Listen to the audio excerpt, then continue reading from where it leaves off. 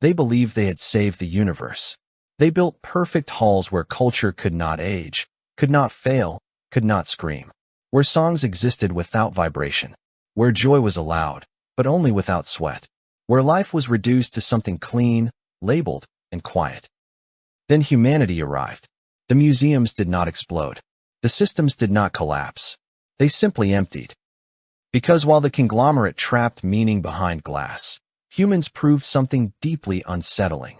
That culture suffocates in stillness, and life will always choose noise, mistakes, and streets.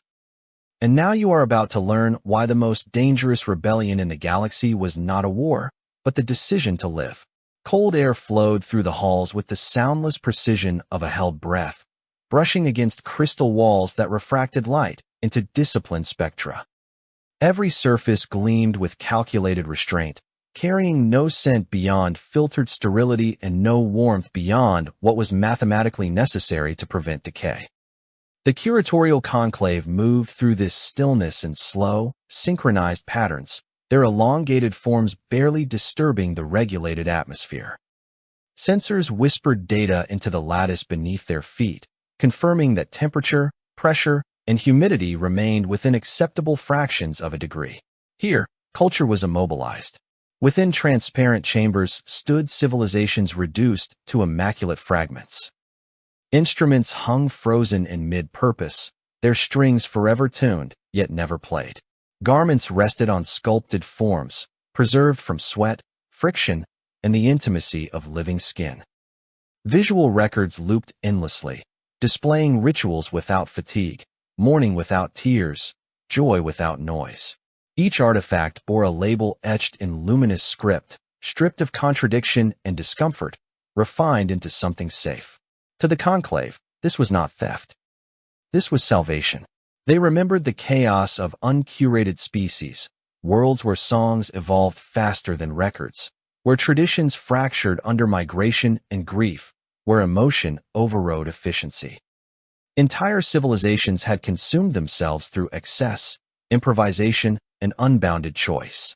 The conglomerate had learned that entropy wore the mask of freedom, and that mercy required intervention. By removing unpredictability, they believed they had rescued meaning from extinction. Visitors from aligned species drifted through the galleries in reverent silence. Footsteps softened by adaptive flooring, breath slowed by subconscious harmonics. They absorbed culture as data, appreciating patterns without participating in them. The absence of sound became a virtue. The absence of error became proof of success. In these halls, nothing aged, nothing argued, nothing suffered. Beyond the museum walls, stars burned and collapsed in distant violence, but inside, time itself had been disciplined. The conclave recorded this as triumph. Civilizations no longer screamed their way into oblivion. They were quiet now, permanent, understandable. Yet even as the conclave observed their perfect archive, faint irregularities registered at the edge of their awareness. Minor fluctuations in visitor movement. Prolonged pauses near certain exhibits. Unscheduled congregation in transitional spaces not designed for gathering. The data did not yet suggest failure, only noise, and noise was expected to be temporary. The conclave dismissed it with confidence born of millennia. Culture, once fixed, could not escape its frame. Light trapped in crystal did not remember the sun. These halls had endured the rise and fall of empires, the slow deaths of stars, the forgetting of gods. They would endure anything. They did not yet account for the possibility that culture was not light, not data, not artifact, but a living pressure. Something that accumulated quietly until containment itself began to fracture. Something that waited patiently for warmth, friction, and breath to return. In the infinite dark between stars, humanity was still approaching. Soft illumination slid across endless corridors as automated shutters adjusted to the circadian expectations of species long extinct. The light carried no warmth, only visibility, revealing floors polished to mirror clarity and walls etched with taxonomic glyphs. The air smelled faintly of antiseptic minerals and recycled neutrality, a scent engineered to offend known biology. Across the scientific conglomerate, These museums rose on orbital rings and planetary capitals alike, vast and identical, their silence enforced by architecture as much as law. Visitors entered in ordered streams, their movements slowed by subtle gravitational dampening that discouraged haste. Footfalls dissolved into padded flooring, replaced by the near inaudible hum of environmental regulators correcting microscopic deviations. They drifted past transparent chambers where entire ways of life had been reduced to tableaus. A song that once shook canyon walls now existed as a waveform suspended in amber light, played back at volumes too low to stir instinct. A harvest ritual unfolded in perfect repetition, hands moving without strain, faces frozen at the threshold of joy, never crossing into sweat or exhaustion. The archivists observed from elevated galleries, their sensory fronds tasting the data-rich air. They recorded visitor dwell time, ocular dilation, neural engagement patterns. Satisfaction was measured not in wonder, but in stability. Nothing in these halls surprised. Nothing escalated. Culture, once volatile and prone to mutation, had been rendered inert. The archivists logged this as success. They remembered the early centuries, when the conglomerate still debated intervention. Entire civilizations had vanished between observation cycles, consumed by internal conflict or ecological collapse. Songs had changed too quickly to catalog. Languages had fractured before grammars could be completed. The loss had been inefficient. So the mandate evolved. Preserve first, understand later. Remove friction. Remove error. Remove the variables that led to extinction. Museums replaced homeworlds. Controlled environments replaced cities. What could not be stabilized was quietly excluded, written off as statistically unsalvageable. The conglomerate believed itself compassionate, a gardener pruning diseased branches to save the grove. The stars beyond the galleries burned and died in chaotic grandeur, but inside these structures, time obeyed rules. Visitors absorbed culture as one might absorb radiation through shielding, safely, indirectly. They learned without participating. They admired without being changed.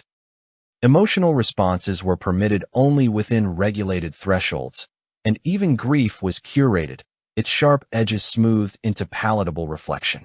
The archivists took pride in this restraint.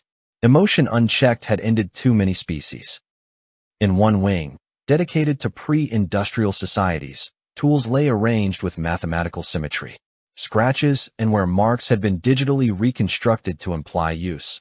But no human hand had ever felt their weight within these halls. In another, advanced civilizations were represented by holographic councils forever debating the same resolved question, their conflicts frozen at the moment before escalation. War, the conglomerate had learned, was best preserved as a warning rather than an experience. Across the conglomerate, reports flowed inward. Centuries preserved. Variables eliminated. Cultural decay rates reduced to zero. The data sang a quiet hymn of triumph. The archivists concluded that culture was safest when it could no longer change, because change implied risk, and risk implied loss. A preserved civilization could not betray itself. It could not radicalize. It could not forget who it had been. Yet beneath the certainty, faint anomalies persisted. Visitors lingered too long in certain chambers, their biosigns showing elevated responses not predicted by the models. Some returned repeatedly to the same exhibit, standing closer than recommended, as if seeking warmth through the barrier. Maintenance drones recorded minute residues on transparent surfaces, organic traces where hands or equivalent appendages had pressed against the glass. The archivists adjusted lighting. They refined acoustic dampening. They recalibrated emotional thresholds. Each correction brought temporary compliance. The museums remained quiet, but the quiet began to feel strained, like silence held by effort rather than absence. Beyond the galleries, in transit hubs connecting these mausoleums of meaning, subtle changes took root. Visitors carried fragments of what they had seen into shared spaces. A movement copied unconsciously. A rhythm tapped against regulation-compliant railings. Nothing overt. Nothing actionable.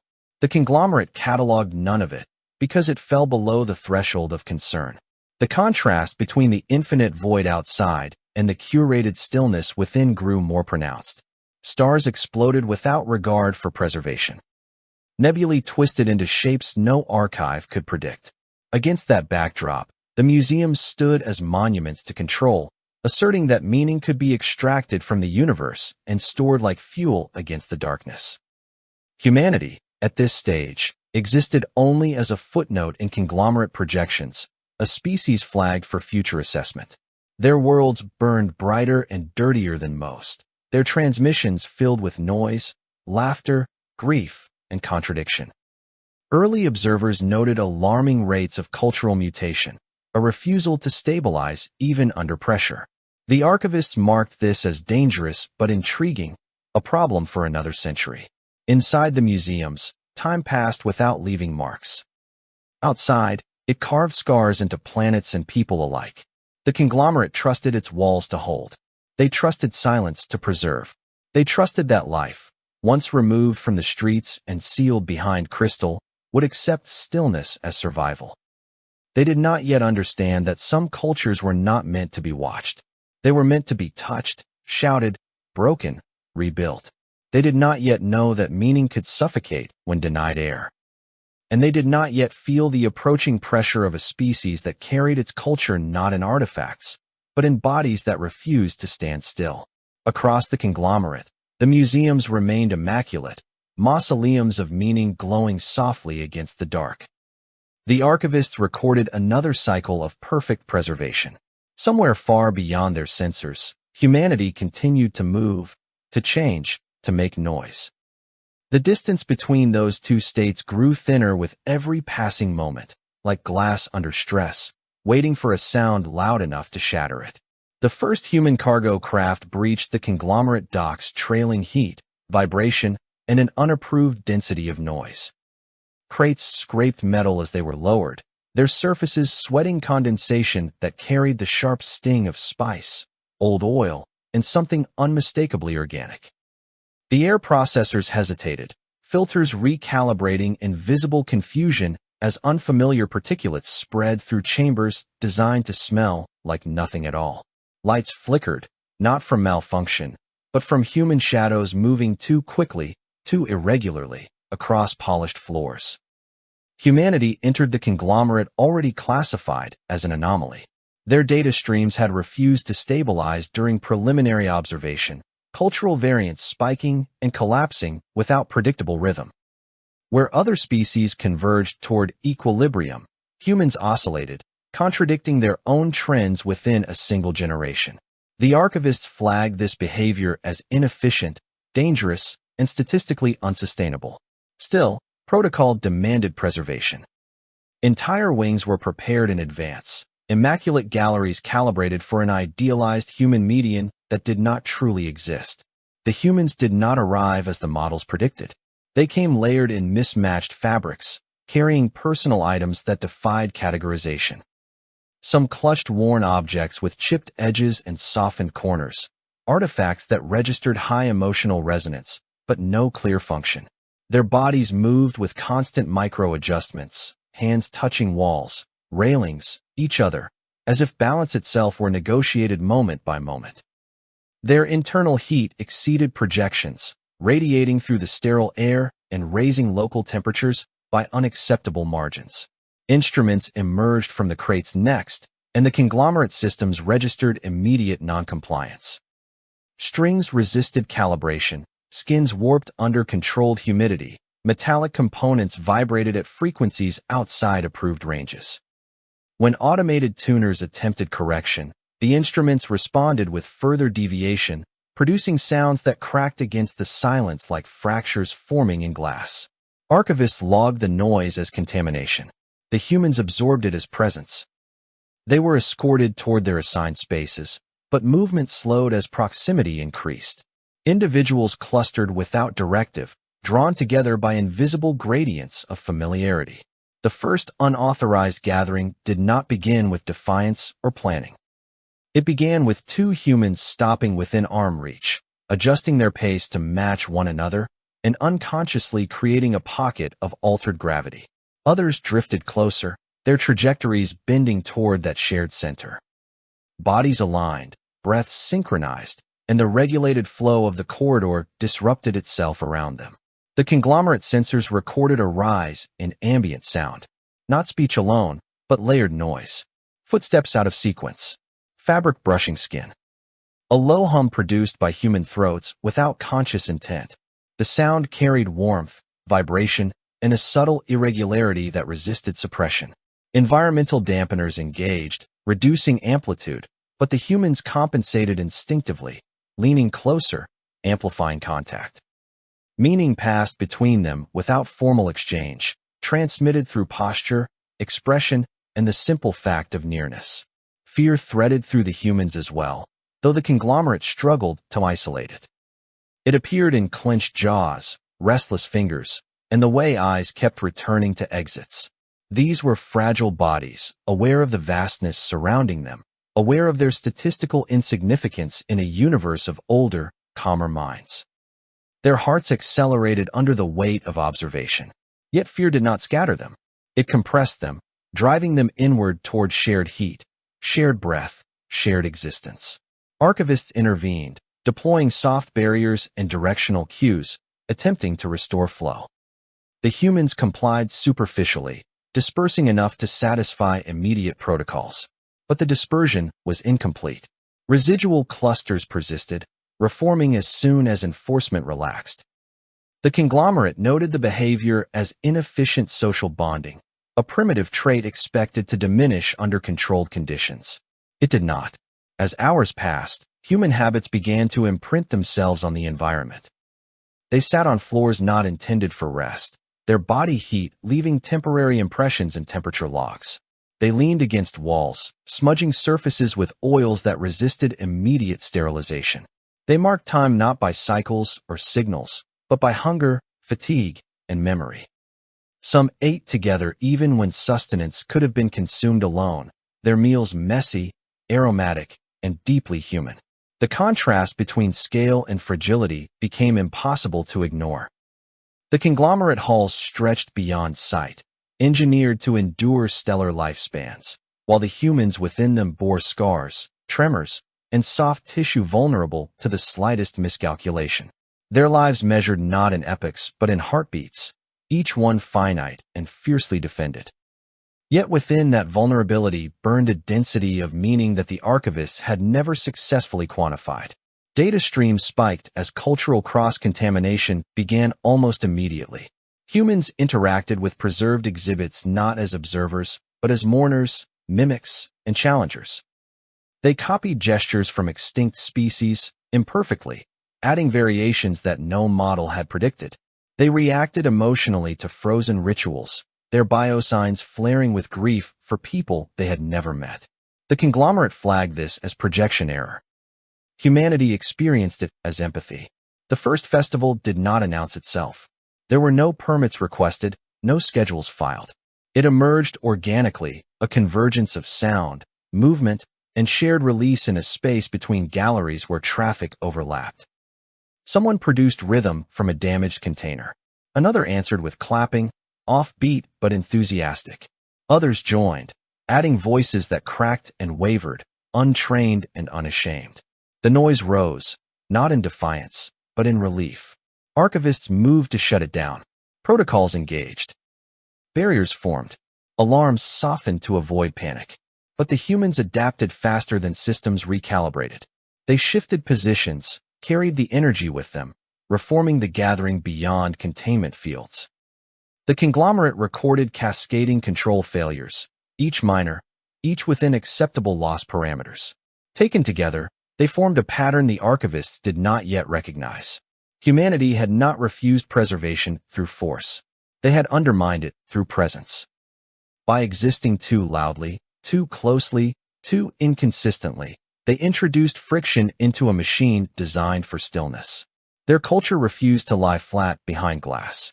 It bled, breathed, and changed even as it was being cataloged. In the endless corridors of the conglomerate, the humans remained small, fragile, and statistically improbable. But wherever they gathered, the air warmed, the silence cracked, and the future shifted by degrees too subtle for alarms to catch.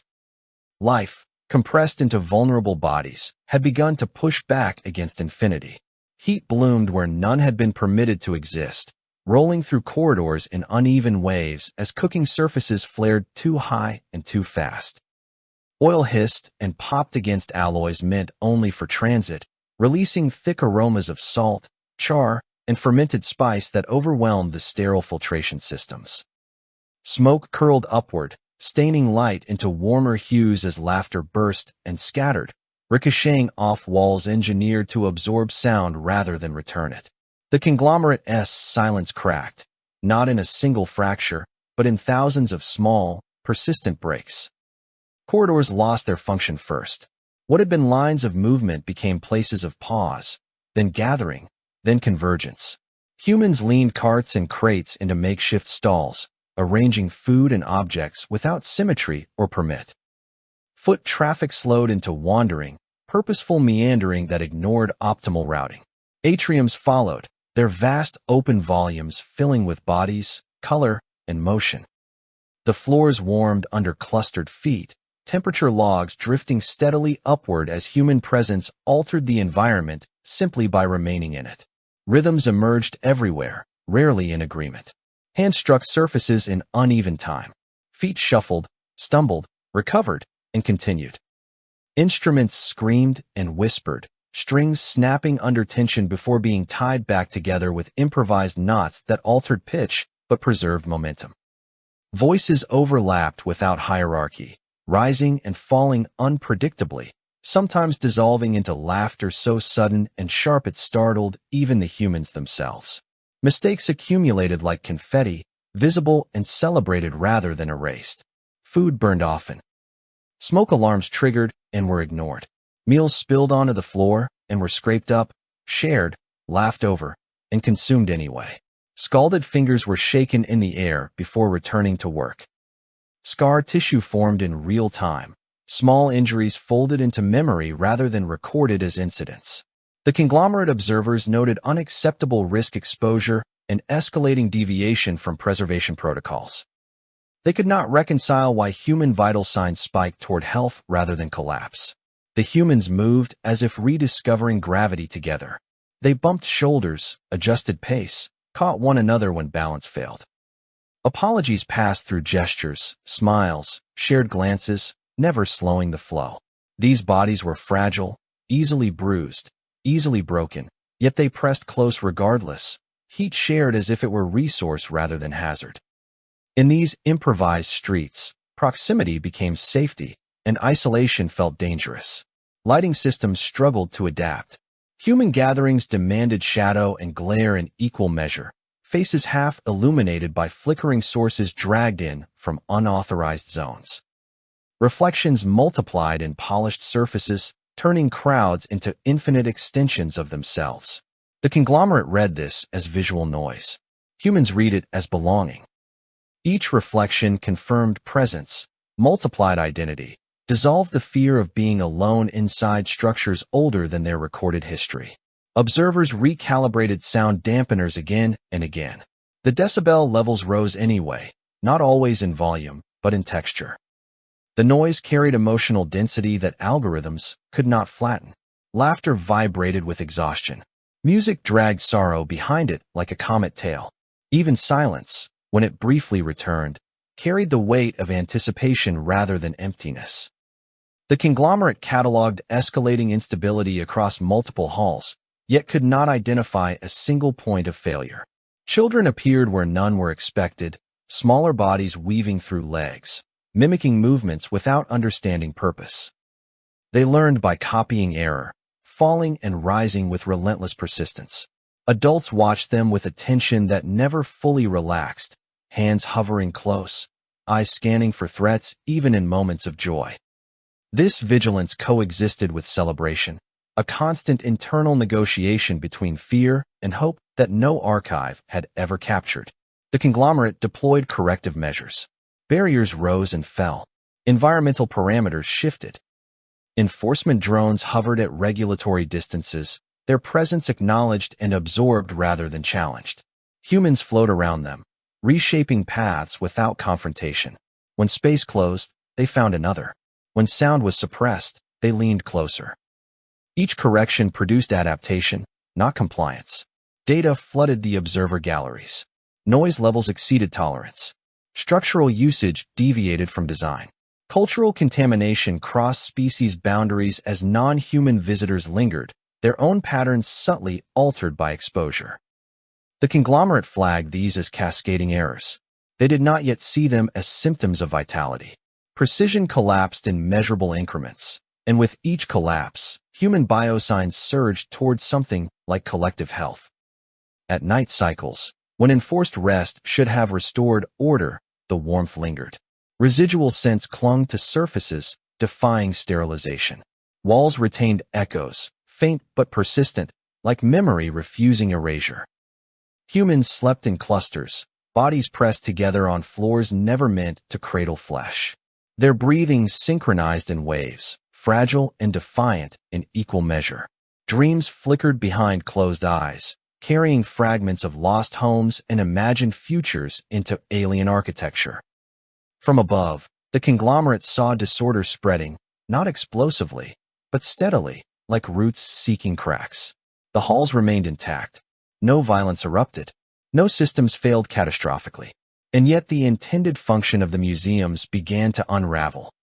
Exhibits lost attention as living culture demanded focus. Preservation ceded ground to participation. The observers could not understand why humans smiled through exhaustion, why bruises were worn like badges, why broken tools were repaired imperfectly instead of replaced. They did not understand why joy increased as control diminished. In conglomerate logic, precision equaled survival.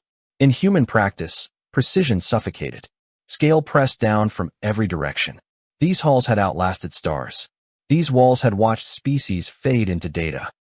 And yet the humans within them carried their own immensities, compressed into mortal frames. Every heartbeat was a countdown. Every gathering an act of quiet rebellion against oblivion. They danced not because the space allowed it, but because time did not. As days accumulated, the conglomerate faced an unresolvable contradiction. The more the humans disrupted the archive, the more alive the archive appeared. Where error spread, meaning followed. Where noise rose, engagement deepened. The observers recorded rising deviations and declining control, their confidence eroding by fractions too small to trigger alarms. In the improvised squares, humans continued to move, eat, stumble, repair, and laugh. Streets existed where none had been planned. Community replaced curation. Against the infinite cold beyond the hull, fragile lives burned hot and brief, refusing stillness. Precision lay in ruins, and in its place stood something far more dangerous to containment. Life had chosen motion over perfection, and the conglomerate was watching its halls learn how to breathe. Sound escaped first, slipping through maintenance corridors and ventilation seams as a low, uneven pulse that carried heat with it. The sterile galleries, once defined by the whisper of regulated air, began to echo with distant rhythm and the layered murmur of living bodies. The smell followed, cooked grain and scorched fat, alien spices mingling with human salt, overwhelming filters calibrated for neutrality. Visitors hesitated at the thresholds of the museums, sensing the shift before understanding it, their instincts drawn toward warmth and motion rather than glass and silence. Within one local cycle, the museums began to fail their purpose. Foot traffic patterns inverted. Streams that once flowed inward toward curated halls now curved away, bending toward sound like iron filings toward a magnet. The sterile galleries stood immaculate and untouched, their exhibits glowing patiently behind crystal barriers while dust accumulated in corners once polished hourly. Environmental systems reported compliance, yet presence declined. The conglomerate observers watched as dwell times dropped to negligible spans, curiosity redirected by something louder, messier, and undeniably alive. Archived species were the first to break containment. It began with hesitation, a subtle deviation logged as anomaly. A preserved individual paused mid-routine, its repeated gesture slowing, then altering by a fraction. Another turned its gaze not toward the expected focal point, but toward the sound bleeding through the walls. The conglomerate flagged these as simulation drift, initiating correction protocols that arrived too late. Containment fields parted, either through human intervention or their own adaptive response, and bodies long frozen in ritual stepped into uncontrolled space. The effect was immediate and irreversible. Preserved customs fractured under exposure to human chaos. Movements gained variation. Rhythms slipped out of alignment. Gestures once repeated with perfect fidelity began to change, responding to proximity, to shared heat, to unfamiliar expressions of joy and grief. The conglomerate had archived culture as memory. Humanity returned it to practice. Species that had not spoken in generations found themselves vocalizing again. Sounds rough and uncertain, shaped by lungs that remembered more than they were supposed to. Limbs adapted to new uses, grasping utensils never designed for them, dancing to rhythms they did not understand but felt compelled to follow. Their vital signs fluctuated wildly, yet collapse did not follow. Instead, engagement deepened. Life surged where preservation had held it still. Outside the museums, cities swelled. Infrastructure strained as populations shifted en masse, drawn from curated districts into expanding communal zones. Streets widened without planning, pressure from bodies reshaping space through sheer persistence. Temporary structures rose overnight, assembled from scavenged materials and human ingenuity, then reinforced by non-human collaborators whose preserved engineering traditions found new expression in improvisation. Markets bloomed where none had been zoned, the exchange of goods and stories blurring species boundaries. Food became currency, then language. Shared meals formed the nucleus of gathering, steam rising from mismatched containers as hands passed portions without regard for origin or taxonomy. Spills stained pavement and were left as markers rather than cleaned, a record of presence more honest than any plaque. Laughter spread in waves, sometimes breaking into sobs without warning, grief and joy occupying the same breath. No algorithm predicted these transitions, yet the city absorbed them, flexing rather than fracturing. Urban maps began to fail. Routes recalculated daily could not keep pace with shifting patterns of use. A transit hub designed for efficient dispersal became a festival ground, its platforms repurposed as stages and sleeping areas.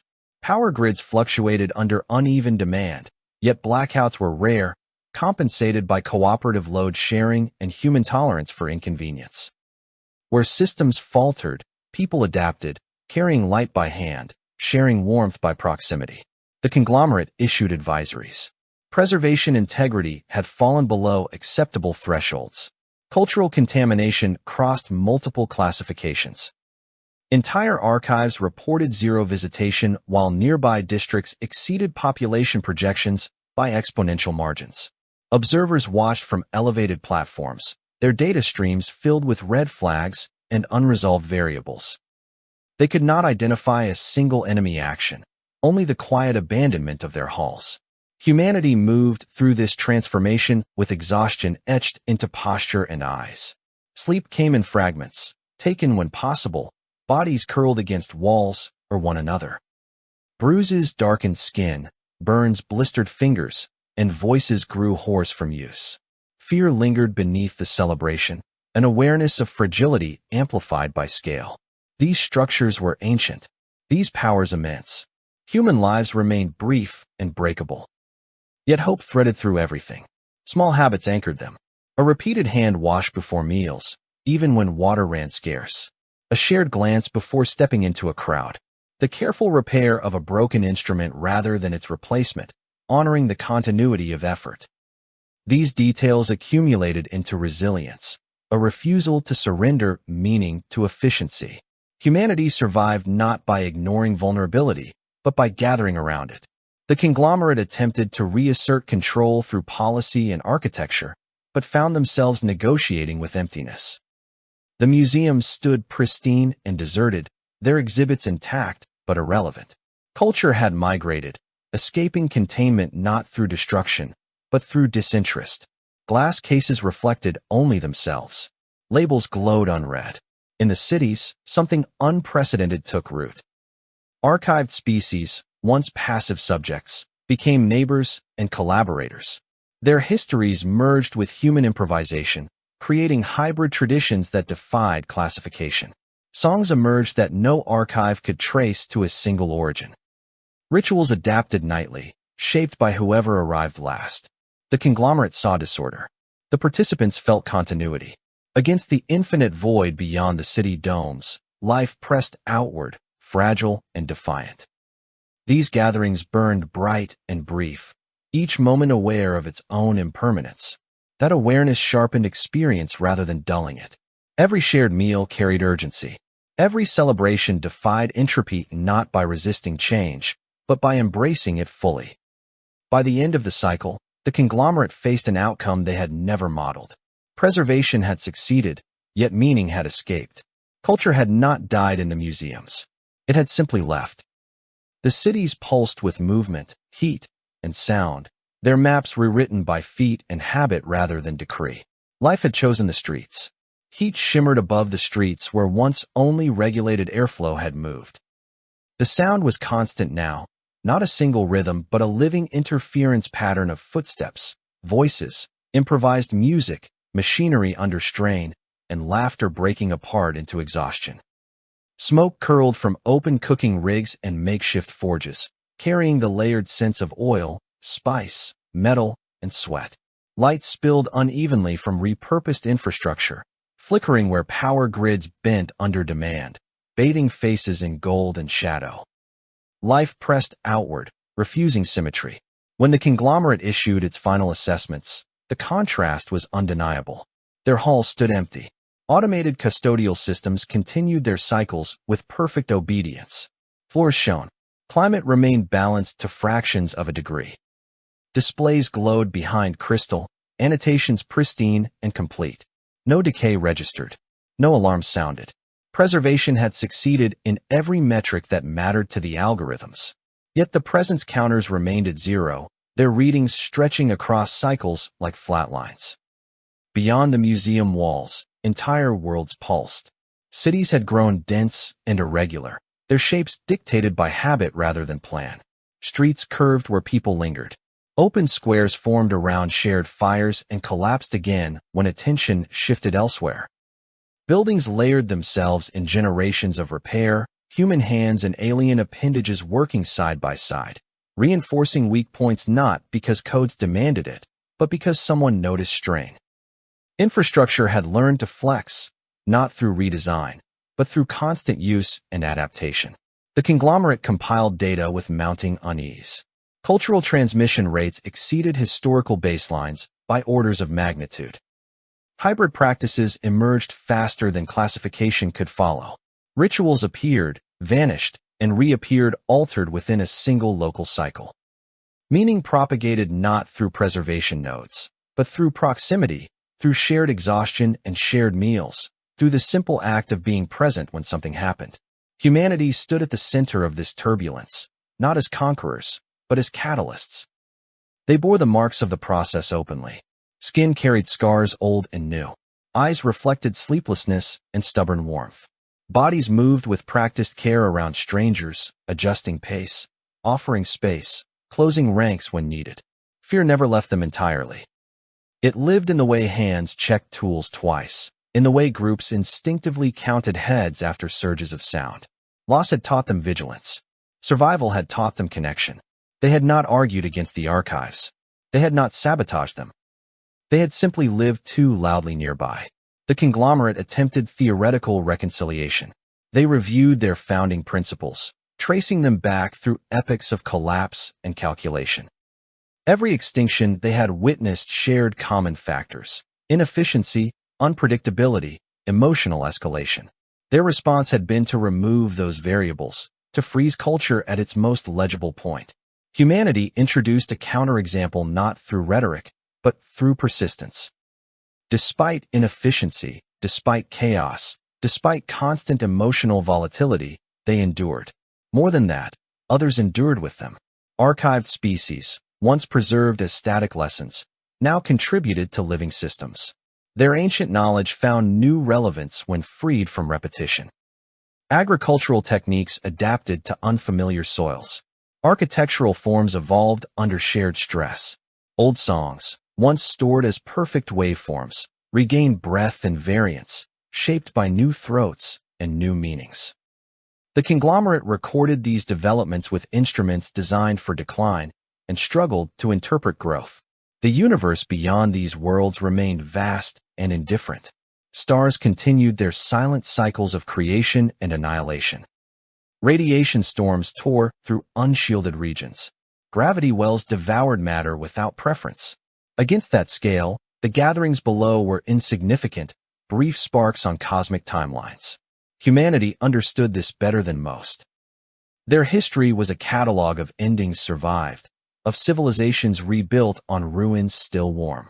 That knowledge did not paralyze them. It sharpened them. Small moments carried immense weight.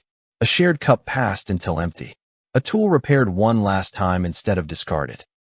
A quiet vigil held for someone lost, bodies standing close not to defeat death, but to acknowledge it together. These acts did not register on conglomerate sensors as preservation events, yet they sustained something the archives never could. Meaning, the conglomerate slowly realized, was not an object. It could not be isolated without damage. It could not be frozen without loss. It required friction, contradiction, error. It required bodies that aged and failed, voices that cracked, plans that went wrong and were adapted anyway. Humanity had carried this truth across the stars not as doctrine, but as habit. When the conglomerate observers walked the empty halls, their sensory arrays detected nothing amiss. Yet something essential was gone. The exhibits felt lighter, as if weight had been removed. The silence no longer felt controlled. It felt abandoned. Outside, the noise rose and fell like breath. The final reports did not assign blame. There was no clause for failure through obsolescence. The archives remained intact, available should any choose to return. But few did. Those who entered rarely stayed. They passed through quickly, eyes reflecting recognition rather than reverence, then followed the sound back into the streets. Humanity did not claim victory. There was no ceremony marking the shift, no declaration of triumph. They continued cooking, repairing, celebrating, mourning, arguing, forgiving. They continued because stopping had never been an option. Survival had taught them that stillness was more dangerous than risk. The conglomerate adjusted, slowly. New policies emerged, tentative and incomplete. Observation replaced intervention. Support replaced containment. The concept of preservation expanded, reluctantly, to include environments where culture could fail and recover. It was an uncomfortable evolution, but extinction had taught them the cost of rigidity. Across those worlds, life remained loud. Children of multiple species learned together in spaces that changed daily. Elders shared stories that contradicted archived versions, and no one corrected them. Streets bore the marks of constant use, worn smooth by feet and wheels in time. Above it all, the cosmos loomed vast and uncaring, a reminder of how small these moments were, and how precious. Humanity had not conquered the conglomerate. They had not dismantled its power. They had done something far more unsettling. They had demonstrated that endurance did not come from perfection, but from participation. That culture survived not by being saved, but by being lived. The universe learned quietly, without proclamation, that some things must be allowed to be loud, flawed, and free to endure.